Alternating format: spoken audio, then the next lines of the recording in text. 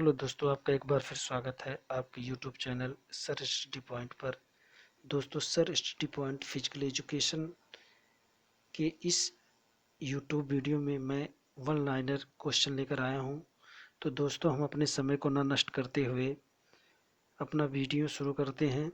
आज का जो हमारा पहला टॉपिक है कि ग्रेव कशेरुकाएँ सर्वाइकल परिटेबर गर्दन अथवा ग्रीवा प्रदेश बनाती हैं। गर्दन अथवा ऊपर की हड्डियां सर्वाइकल कहलाती हैं। इनकी संख्या 7 होती है। दोस्तों, इनकी संख्या पूछ सकता है कि इनकी संख्या कितनी होती है, तो इनकी संख्या 7 होती है। और जो ये संबंधित होता है, ये कहाँ से, ग्रीवा गर्दन अथवा ग्रीवा प्रदेश से संबंधित होता है। इसके बाद दोस्तों हम अगला क्वेश्चन देखते हैं। ये बहुत ही इम्पोर्टेंट क्वेश्चन है दोस्तों। इसमें विशेष कौशल स्किल के स्थिति के आधार से संबंधित मांसपेशियों का नाम दिया गया है, जिसमें जो बहुत ही इम्पोर्टेंट क्वेश्चन वो चिन्हित किए गए हैं।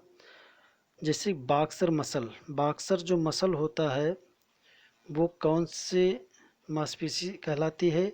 इसको एक नाम से हम और जानते हैं, सेरेटस एंटेरियर, सेरेटस एंटेरियर के नाम से जानते हैं। या फिर दोस्तों आ गया कि मलखम मसल का इनमें से किससे संबंधित है? तो मलखम जो मसल होते हैं एडेक्टर मैग्नस से संबंधित होता है। अगर राइडर मसल का नाम आ गया तो राइडर मसल जो होता है ये भी एडेक्टर मैग्नस से संबंधित होता है। इसमें से एक दो क्वेश्चन हर पेपर हर एग्ज़ाम में पूछा जाता है। या फिर रोइंग मसल आ गया तो ये लेटमस डार्सी से संबंधित होता है। इस प्रकार दोस्तों बहुत से हैं। लिफ्टर मसल का अगर नाम आ गया, लिफ्टर मसल क्या है, तो ये डेल्टॉइड से संबंधित होता है। और स्यूमर मसल अगर आ गया तो ये भी डेल्टॉइड से ही संबंधित होता है। इस तरह काफ मसल को हम गैस्ट्रोनीमियस के नाम से जानते हैं। या फिर रोप क्लाइवर मसल अगर आ गया तो ये भी लेटमस डॉर्सी से ही संबंधित होता है। इसके बाद देखते हैं हम लाफिंग मसल। लाफिंग जो मसल होता है वो मिसेस्टर कहलाती है। इसमें क्वेश्चन पूछता है कि इनमें से लाफिंग मसल क्या कहलाता है? तो 4 ऑप्शन दे देते हैं, जैसे मिसेस्टर, लिटमस डोर्सी, सार्टोरियस या कोई भी। तो इसमें जो सही ऑप्शन होता है उसी को हमको चूज करना पड़ता है। विंग्स मसल को हम जानते हैं लिटमस डोर्सी के नाम से, या लॉन्ग मसल को हम सार्टोरियस के नाम से जानते हैं। बड़ी मसल को, लार्जेस्ट मसल को ग्लूटियस मैक्सिमस के नाम से जानते हैं। हिप मसल को हम ग्लूटियस के नाम से ही जानते हैं। जॉ मसल को मिसेस्टर के नाम से हम जानते हैं। इसको आप जब कई बार पढ़ेंगे तो अपने आप ये रट उठेगा, याद हो जाएगा। श्वसन को, अगला हमारा है क्वेश्चन की श्वसन को नियंत्रित करने वाली मसल, श्वसन को नियंत्रित करने वाली मसल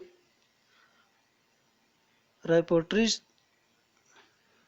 कंट्रोल मसल्स क्या कहलाती है? रेस्पिरेटरी कंट्रोल मसल क्या कहलाती है? तो दोस्तों डायफ्राम के नाम से जानी जाती है, डायफ्राम कहलाती है।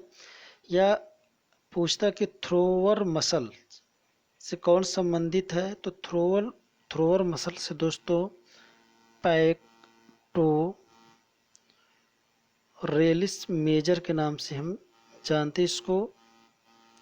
बहुत ही इम्पोर्टेंट है क्वेश्चन। किसके नाम से जानते हैं? पैक्टोरेलिस मेजर के नाम से हम इसको जानते हैं। इसके बाद हम अगला क्वेश्चन देखते हैं, माइक्रोटोमा। माइक्रोटोमा दोस्तों इसको हम पहले पढ़ेंगे ध्यान से। इसके अंतर्गत बार बार लगने वाली चोटें आती हैं। इसके अंतर्गत कौन सी चोटें आती हैं? जो हमको बार बार लगती हैं, जिनकी अवधि लंबे समय तक होती है, और इनकी जो अवधि होती है वो लंबे समय तक होती है, जिन्हें हम ओवर यूज़ के चोटें भी कहते हैं या ओवर यूज़ के नाम से भी जानते हैं। जैसे स्ट्रेस फ्रैक्चर या एच लीज या टेंडन या एंटीरियर लेग पेन आदि। तो दोस्तों इसको कई बार पढ़ोगे तो क्वेश्चन खुद इसमें से बनेगा कि माइक्रोटोमा क्या है, या स्ट्रेस फ्रैक्चर किससे संबंधित होता है, या माइक्रोटोमा एचलीज में क्या संबंध है, या टेंडनाइटिस किससे संबंधित है। तो इसको जब आप पढ़ेंगे तो अपने आप जो क्वेश्चन होगा वो निकल कर सामने आ जाएगा। इसके बाद हम देखते हैं अगला क्वेश्चन हमारा क्या कह रहा है दोस्तों। अगला हमारा जो क्वेश्चन कह रहा है कि बीटा टू एगोनिस्ट। दोस्तों सबसे पहले हम जान लेते हैं क्या है। दोस्तों ये इस औषधि का प्रयोग अस्थमा रोगी के लिए किया जाता है। किसके लिए किया जाता है? अस्थमा रोगी के लिए किया जाता है, जिसमें सेलेब-यूटामेल और ट्रबयूटलिन ये 2 औषधियाँ होती है जिनका मिश्रण से एक रसायन का मिश्रण होता है। इसके सेवन से खिलाड़ी कम समय में अधिक से अधिक ऑक्सीजन ग्रहण करता है, जिससे उसमें थकान देर से आती है। यह अंतर्राष्ट्रीय ओलंपिक समिति द्वारा प्रतिबंधित है। ये भी क्वेश्चन पुटअप करता है कि इसमें से कौन अंतर्राष्ट्रीय ओलंपिक समिति द्वारा प्रतिबंधित है। तो दोस्तों याद रखना बीटा टू एगोनिस्ट। और इसमें आगे कह रहा है कि इसके अंतर्गत निम्नलिखित प्रेरक आते हैं, मतलब निम्नलिखित प्रेरक या एजेंट आते हैं, जैसे बाइटोटेरोल या फिर रिप्रोटराल। ये क्वेश्चन भी ऐसे पूछ सकता है कि इसमें बाइलोट्राल या रिप्रोटराल किससे संबंधित है। तो बीटा टू एगोनिस्ट से।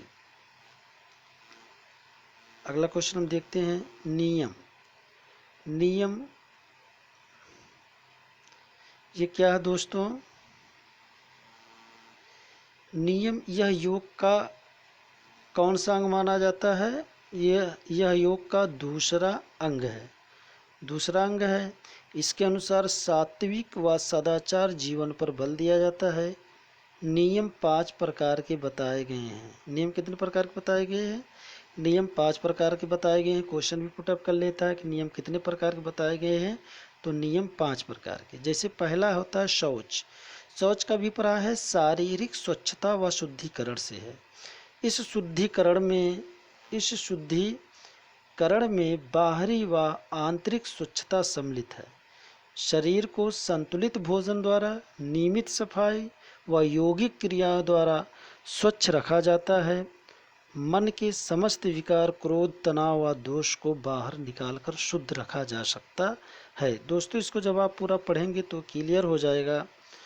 आगे कह रहा है इसका जो दूसरा भाग है संतोष। इसमें बता रहा है कि जीवन जीने की आवश्यक साधनों की प्राप्ति हो जाने पर अन्य वस्तुओं के प्रति लालसा न करने पर संतोष कहलाता है। व्यक्ति को संतोष अन्य बुराइयों से बचाता है। थर्ड क्या कह रहा है इसमें? थर्ड कह रहा है कि विषम परिस्थितियों में शरीर को कार्य करने हेतु सक्षम बनाए रखने में गर्मी, सर्दी, भूख, प्यास आदि की परवाह किए बिना अपने लक्ष्य की ओर निरंतर बढ़ना तप के अंतर्गत आता है। योग दर्शन में विशेष ध्यान दिया गया है। अब ये क्वेश्चन बन सकता है कि इसमें से योग दर्शन में किसका विशेष ध्यान दिया गया है? तो वो है तप का। बहुत इंपॉर्टेंट क्वेश्चन दोस्तों है। अब तक मैंने जितने भी वीडियो बनाए हैं टोटल एग्ज़ाम की दृष्टिकोण से बनाया है। अगला है कि स्वाध्याय 4 है, जो बता रहा है कि जीवन रूपी पथ पर धर्म ग्रंथों का तथा सत्संग व उच्च विचारों का नियम पूर्वक अभ्यास ही स्वाध्याय कहलाता है। स्वाध्याय से व्यक्ति ज्ञान मार्ग की ओर अग्रसर होता है। इसके बाद 5 कह रहा है ईश्वर प्राणिधान। इसमें कह रहा है कि ईश्वर के प्रति अटूट विश्वास बहुत आवश्यक है। मन कर्म वचन से परम तत्व की प्रार्थना स्तुति करके प्राणी ईश्वर के काफ़ी करीब होता है। ईश्वर का ध्यान करके उनके प्रतिपादित नियमों का पालन करके महान बनता है। तो दोस्तों कहने का मतलब ये है कि ये पूछ सकता है कि नियम कितने प्रकार के होते हैं, तो नियम 5 प्रकार के होते हैं। तो इसमें एक चीज़ इस तरीके से भी दे सकता है कि शौच संतोष या कोई और बीच में देकर पूछ सकता है। अगला हमारा क्वेश्चन है, देखते हैं टिपरी। टिपरी दोस्तों एक खेल से संबंधित होता है। ये कह रहा है कि टिपरी जो होता है वो लीजियम की तरह ताल युक्त क्रियाओं में से एक है। ये क्वेश्चन बन सकता है कि इसमें से कौन ताल युक्त क्रियाओं में से एक है, तो होता है टिपरी। यह विशेष रूप से ग्रामीण शैली और नृत्य शैली से संबंधित है।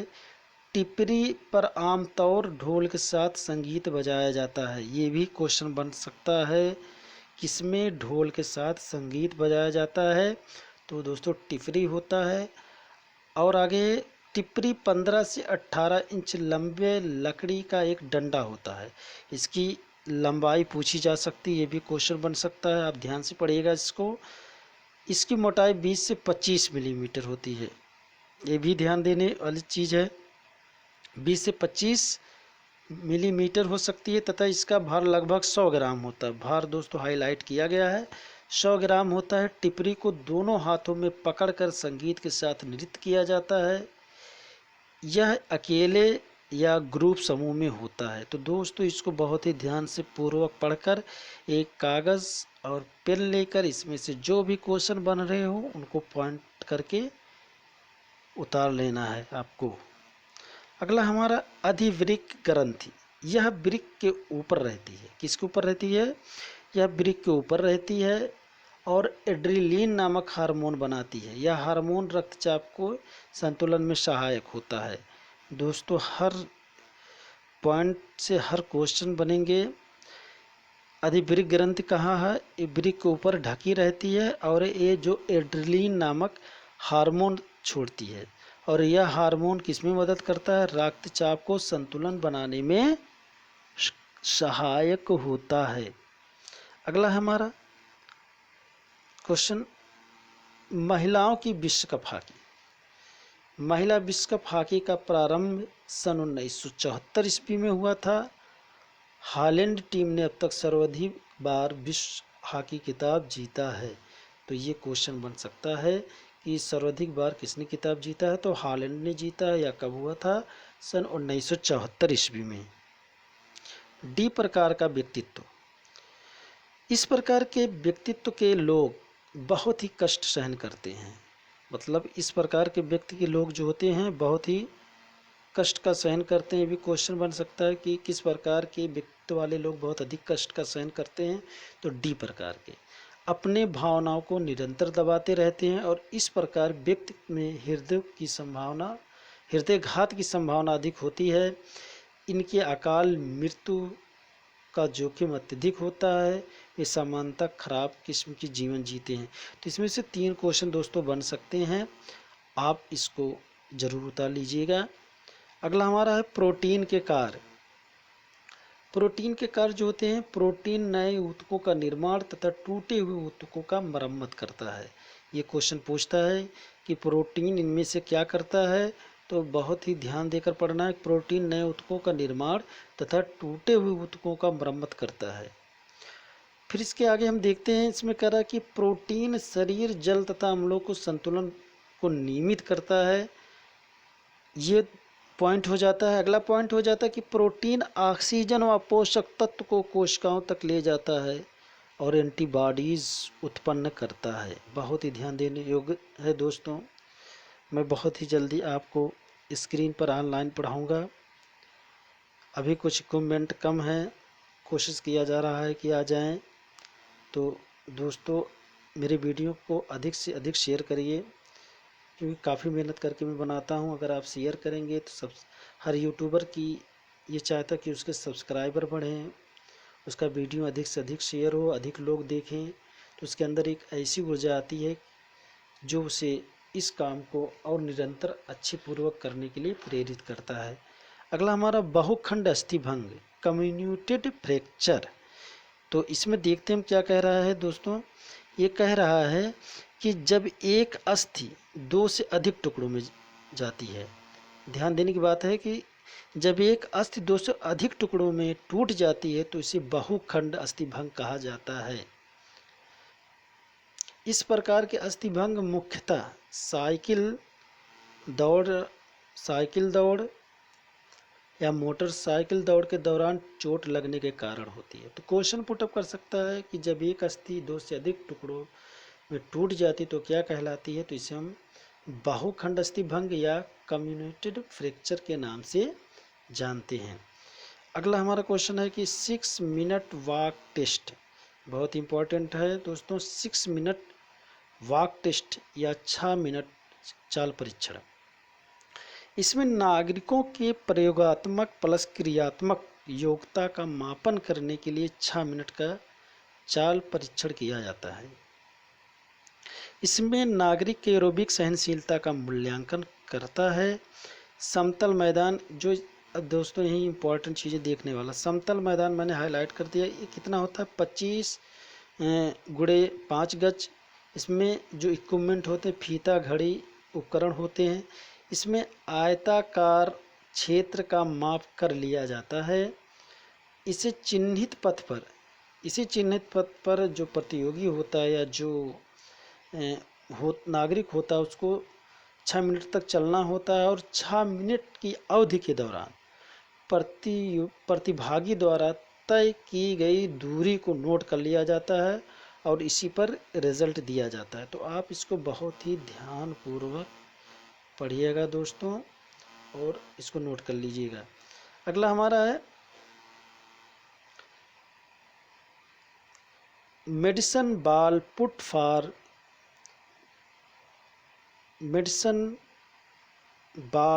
Put measuring arm and a shoulder strength. Medicine गेंद डालना हाथ और कंधे की ताकत मापने के लिए। तो हम देखते हैं क्या कह रहा है कि जो इसका प्रोसीजर होता है, जो विधि होता है, वो क्या कह रहा है कि मेडिसन गेंद फेंकने वाला प्रतियोगी 2 लाइनों के बीच लगभग 16 फुट की दूरी पर होता है। बहुत ध्यान देने की, हाइलाइटर इसे हाईलाइट किया गया है दोस्तों। 16 फुट की दूरी पर होता है। लड़की 1 kg का गेंद का प्रयोग करती है और बॉयज़ 3 kg की गेंद का। उसके बाद गेंद को पकड़कर निर्धारित रेखा के बाहर उसको फेंकते हैं। इसमें 3 ट्रायल होते हैं, प्रत्येक ट्रायल रिकॉर्ड होता है। फिर बेस्ट 3 रिकॉर्ड को दर्ज करते हैं। इसमें सबसे निकटतम पैर से दूरी को गणना करते हैं। इसकी फेंकने की जो है स्टाइल है दोस्तों, कैसे फेंका जाता है, कैसे फर्स्ट अवस्था होता है, सेकंड और थर्ड अवस्था कैसा होता है, ये इस तरीके से दिखाया गया है। इसको भी आप बहुत बढ़िया, बहुत आराम से पढ़िएगा और इसके जितने भी पॉइंट है उसको नोट कर लीजिएगा। अगला हमारा क्वेश्चन है OCD ऑब्सेसिव कंपल्सिव डिसऑर्डर। अब इसको हम जान लेते क्या होता है दोस्तों। OCD चिंता अहम संबंधी व मानसिक स्वास्थ्य विकार से संबंधित है, जो किसी भी आयु में हो सकता है। पहले ध्यान दीजिएगा दोस्तों, ये मानसिक विकार स्वास्थ्य विकार से संबंधित है।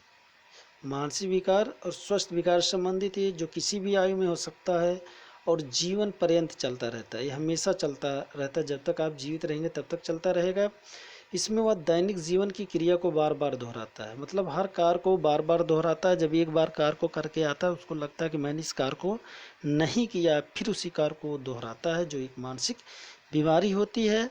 जैसे बार बार हाथ को धोना, दरवाज़ा बंद करना या दरवाज़ा बंद है या नहीं ये ध्यान देना, गैस चालू है या बंद है आदि, तो ये बार बार की प्रक्रियाएं करता है। इसके जो महत्वपूर्ण लक्षण होते हैं हम देख लेते हैं क्या है। इसके महत्वपूर्ण लक्षण है साफ सफाई करते रहना, लाइटों के घर के सामान को बार बार गिनना, शब्दों को बार बार दोहराना, घर के पुराने खराब सामान को जमा करना। राइट, इसके बाद अब अगला देख लेते हैं क्या कह रहा है। बहुत इंपॉर्टेंट क्वेश्चन, घुटना का टकराना नॉक नीज। दोस्तों घुटनों का आपस में टकराना विकृत है। इसमें जब हम आराम से खड़े होते हैं तो आपस में घुटने टकराते हैं।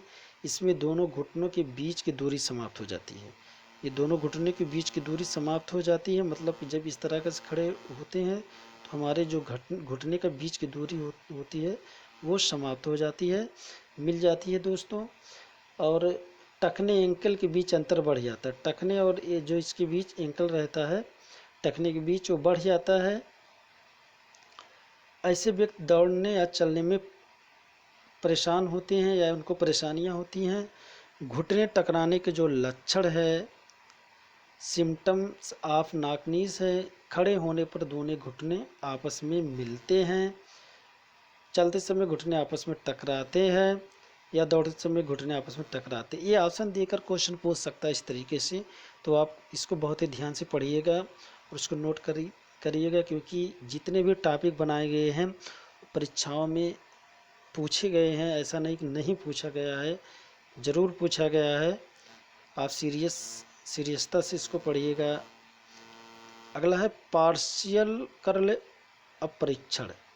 दोस्तों पार्शियल कर्ल अपरीक्षण द्वारा पेट की ताकत मापी जाती है। बस हमको याद रखना है कि पार्शियल कर्ल परीक्षण द्वारा किसकी ताकत मापी जाती है, तो ये स्टोमक या पेट की ताकत मापी जाती है। यह कमर को सहारा प्रदान करने और शरीर को स्थिरता प्रदान करने में महत्वपूर्ण भूमिका निभाता है। ठीक, इसके बाद हम देखते हैं नीला पड़ना। ये इम्पॉर्टेंट क्वेश्चन है जिसको हम कहते हैं ब्रूसिस। इसमें हम देखते हैं कि कह रहा है कि इस प्रकार की चोट फुटबॉल, हॉकी और मुक्केबाजी में लगती है। क्वेश्चन तुरंत बन रहा दोस्तों कि ब्रूसिस किस खेल में ज़्यादा होता है, तो ध्यान देना फुटबॉल, हॉकी, मुक्केबाजी। ऊपरी त्वचा पर इसका कोई स्पष्ट प्रभाव नहीं पड़ता, ठीक, लेकिन अंदर के ऊतक नष्ट हो जाते हैं। जो अंदर के ऊतक होते हैं वो नष्ट हो जाते हैं। इसमें चोट से प्रभावित जगह नीली हो जाती है। चोट से प्रभावित जगह कैसी हो जाती है? नीली हो जाती है। और इस चोट में त्वचा के नीचे रक्त फैल जाता है। कहाँ फैल जाता है रक्त? त्वचा के नीचे रक्त फैल जाता है, क्योंकि उस स्थान की रक्त वाहिनियाँ टूट जाती हैं। ध्यान देना, इसमें से बहुत से क्वेश्चन बनेंगे, बस आपको ध्यान से पढ़ने की आवश्यकता है। अगला हमारा है सहायक आक्रामकता, जिसको हम क्या कहते हैं? Instruments aggression. ये क्या है? इसके अंतर्गत या आक्रामकता का सकारात्मक रूप है।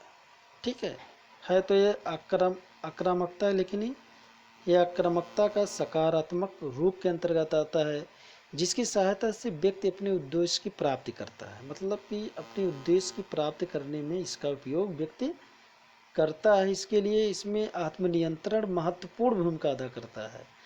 खिलाड़ी आक्रामक व्यवहार से विपक्षी खिलाड़ी पर दबाव डालता है। जब खिलाड़ी खेलता तो आक्रामक व्यवहार से विपक्षी खिलाड़ी पर दबाव डालता है, और नुकसान पहुंचाने के लिए नहीं, अपितु बाल को प्राप्त करने के लिए वो आक्रामकता का प्रयोग करता है। तो ठीक दोस्तों, इसको भी आप देखिएगा। अगला है run for fun.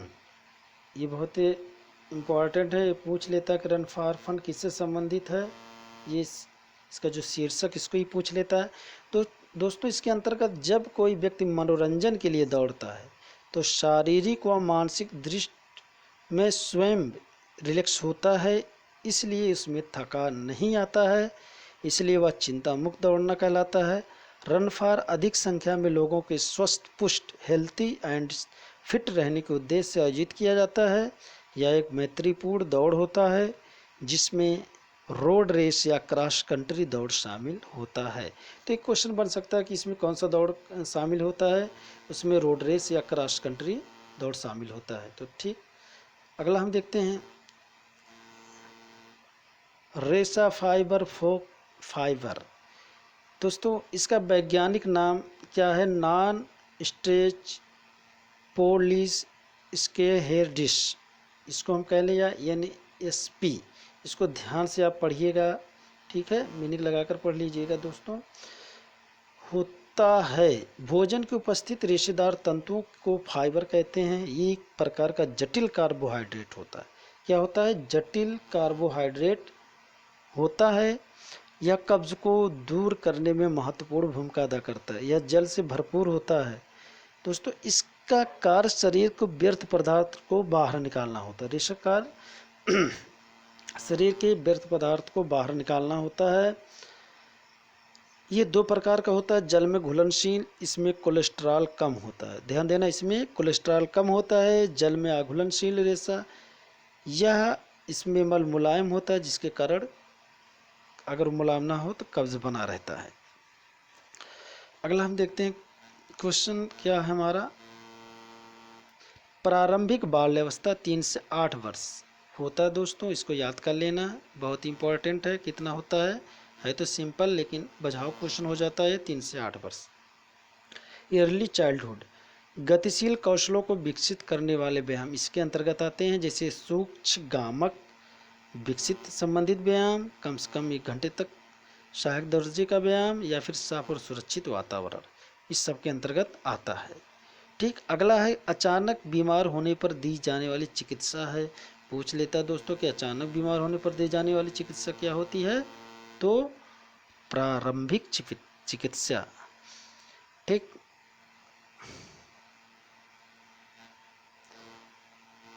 Penalty stroke. Penalty stroke दोस्तों, पेनाल्टी स्ट्रोक किससे संबंधित है? हॉकी से। हॉकी से।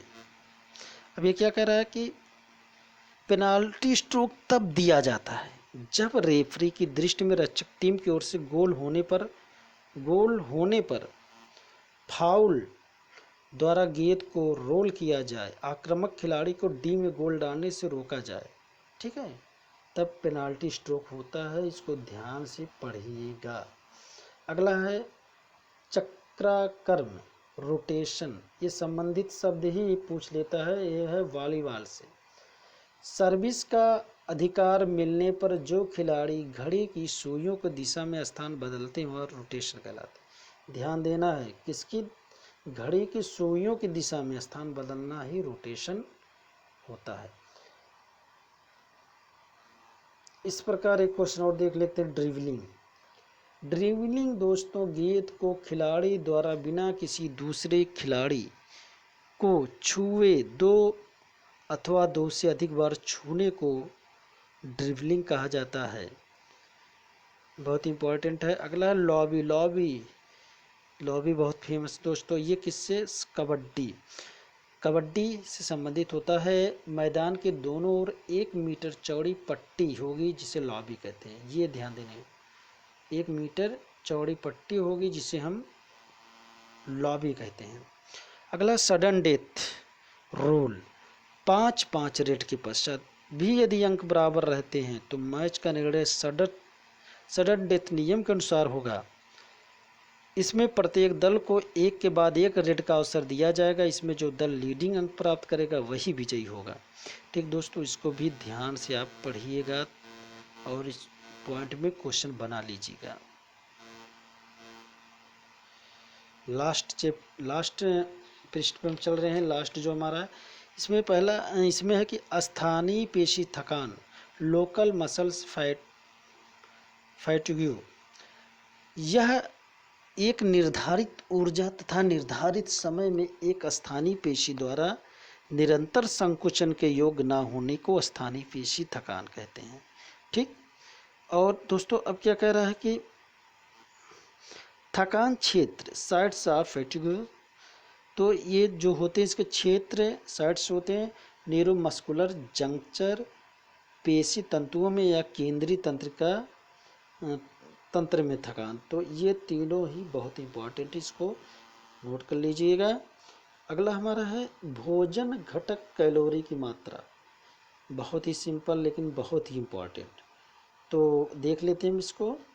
भोजन घटक कैलोरी की मात्रा, प्रोटीन 1 ग्राम में 4.2 कैलोरी, कार्बोहाइड्रेट 1 ग्राम में 4.1 कैलोरी, या फिर वसा 1 ग्राम में 9.0 कैलोरी।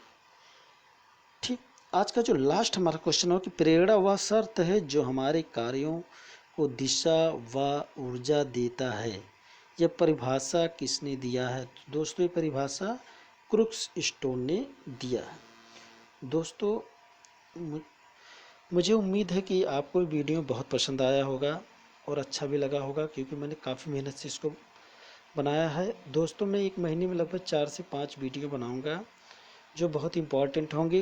दोस्तों मेरा आपसे जाते जाते एक रिक्वेस्ट है कि मेरे वीडियो को ज़्यादा से ज़्यादा शेयर कीजिए, सब्सक्राइब कीजिए, दोस्तों लाइक कीजिए, ताकि मेरा जो उत्साह बना रहे और मैं दूनी जोश खरोश के साथ नए वीडियो लाऊं और जिससे आपको आपकी परीक्षाओं में ज़्यादा से ज़्यादा फ़ायदा मिले। धन्यवाद, नमस्कार, गुड नाइट।